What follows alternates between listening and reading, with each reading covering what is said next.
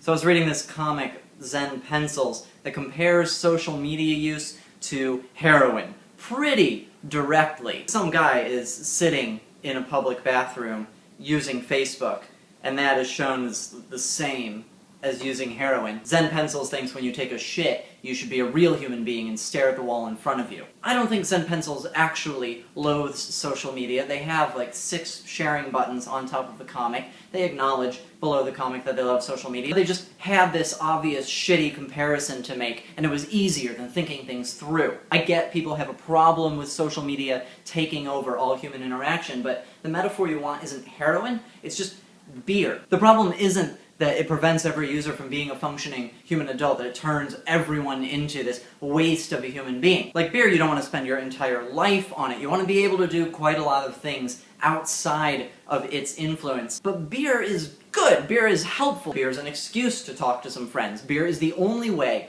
to talk to some people without punching them. You may say some aggravating things, make people angry on it, get in fights. That's only because you have lowered your inhibitions, you're being more honest than you are in normal life. That's not the point. The reason I have this other metaphor is don't be an asshole to people because they like beer. I don't mind that you'd rather go to the coffee shop, but just do that instead of coming to the bar to fuck with us. So let me drink my beer and like other people's beer and share videos on my beer.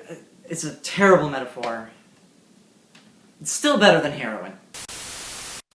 If you liked that, subscribe to my beer. YouTube is vodka, I guess, or wheat. Parts of the internet aren't drugs.